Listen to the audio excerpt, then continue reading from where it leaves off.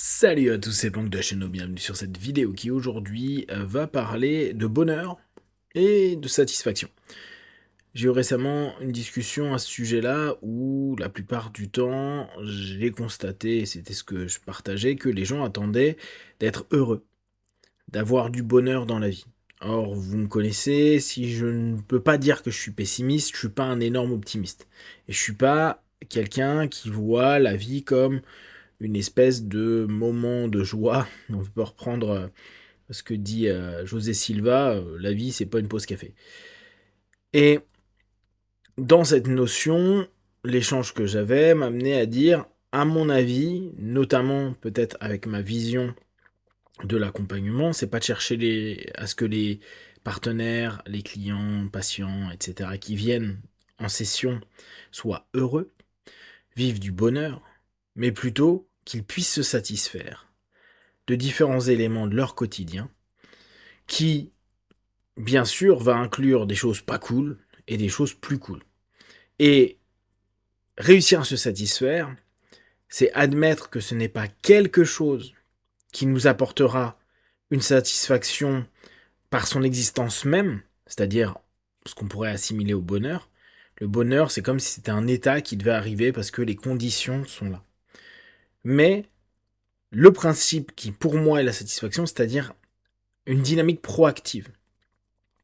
Ce n'est pas un élément extérieur, une personne, une situation, un événement qui doit m'amener ma satisfaction. Je vais chercher ma satisfaction, et ça je vous en ai déjà parlé sur d'autres vidéos, là où il y a quelque chose qui peut m'intéresser, m'intriguer, me motiver, me stimuler, et on peut même aller plus loin, même des éléments qui nous saoulent, certains aspects de notre boulot, certaines relations ou rapports que l'on a avec autrui, où on se dit, je peux me plaindre toute ma vie à dire oui, mais j'aime pas mes beaux-parents, oui, mais j'aime pas cette partie de mon boulot, ou se satisfaire, apprendre à satisfaire, aller dans une dynamique où on se dit, je fais avec, vous connaissez mon principe philosophique là-dessus, et comment je peux faire pour que ça m'apporte de la satisfaction. C'est-à-dire que je ne rentre pas dans un état d'esprit négatif, pourri, fermé, euh, même si je vais pas être enjaillé, je vais pas avoir un grand sourire, que je vais pas considérer que c'est un super moment, me dire quand même, ok, je vais y trouver de la satisfaction. Je vais y trouver un petit shoot de dopamine à un moment ou à un autre. Je vais mettre en place un ensemble d'actions, un ensemble de modèles cognitifs qui m'appartiennent et qui me permettront à un moment ou à un autre de me dire, ok, c'est quand même bien. C'est quand même ok pour moi, là, toujours ok dans le mode athée. Du coup, ça nous amène à cette opposition avec la quête de bonheur. Même si on pourrait se dire, bon bah, la quête de bonheur, c'est obtenir un ensemble d'éléments, donc faire un effort pour obtenir des éléments qui m'apportent un bonheur.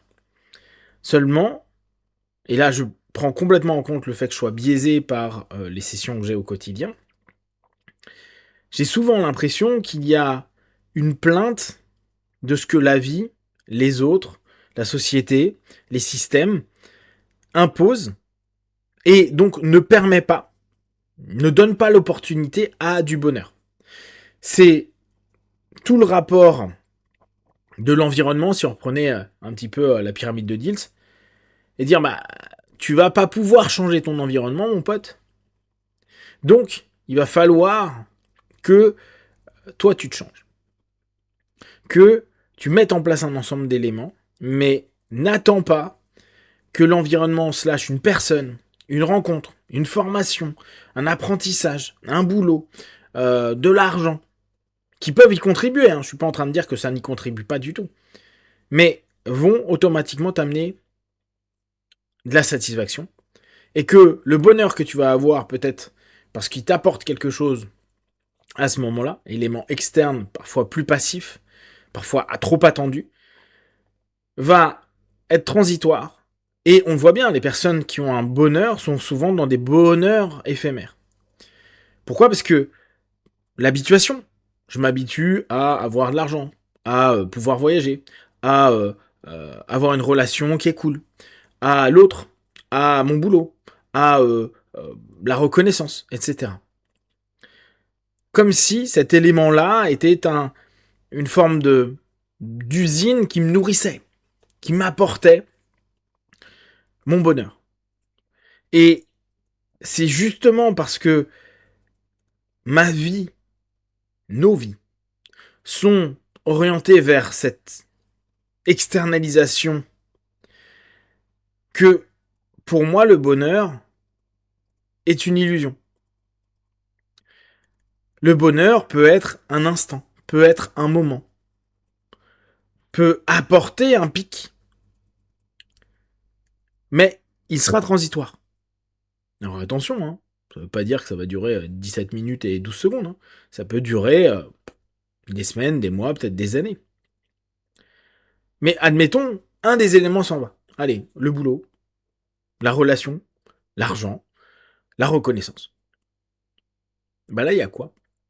Il y a de la tristesse, il y a de j'y arrive plus, je suis mal, je suis cassé, je suis brisé, etc. Ce qui amène à... C'est l'autre, c'est l'externe qui amène quelque chose dans ma vie. Et sans rentrer dans du contrôle fric, c'est-à-dire dans l'excès de contrôle de c'est moi qui dois tout gérer dans la vie, c'est réussir à prendre en compte les opportunités de la vie qui peuvent apporter du bonheur, mais, et d'ailleurs plus que mais,